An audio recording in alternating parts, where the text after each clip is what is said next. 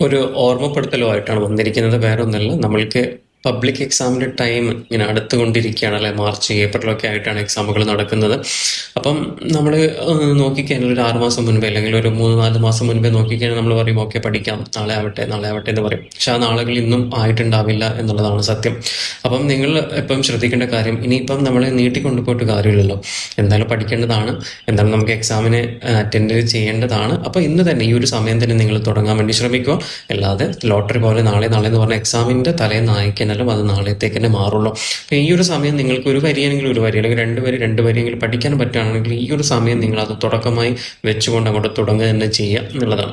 ഇനിയിപ്പോൾ ഏതെങ്കിലും രീതിയിൽ നിങ്ങൾക്ക് പ്രയാസങ്ങളോ ബുദ്ധിമുട്ടുകളോ പഠന കാര്യത്തിലുണ്ടെങ്കിൽ തീർച്ചയായിട്ടും നിങ്ങൾക്ക് കോൺടാക്ട് ചെയ്യാവുന്നതാണ്. ചില ആളുകൾ പറയുന്നതൊക്കെ പഠിക്കുന്നുണ്ട് പക്ഷെ മെമ്മറിയിൽ നിൽക്കുന്നില്ല, മറന്നു പോകുന്നു എന്നുള്ളത്. ചില ആളുകൾ പറയുന്നത് പഠിക്കാനൊട്ടും താല്പര്യമില്ല എന്നുള്ള പ്രശ്നങ്ങൾ, അങ്ങനെ തുടങ്ങിയിട്ടുള്ള ഒരുപാട് പ്രശ്നങ്ങൾ ഉണ്ടാവും അല്ലെ. അപ്പം അങ്ങനെയുള്ള ആളുകളൊക്കെ ആണെങ്കിൽ നിങ്ങൾക്ക് കോൺടാക്ട് ചെയ്യാവുന്നതാണ്.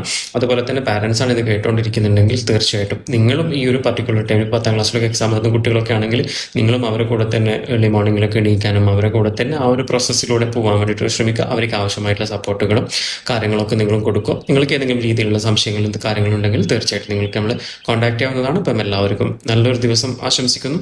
ഇത് നിങ്ങളുടെ സ്വന്തം Ibrahim Majeed, councillor and psychotherapist.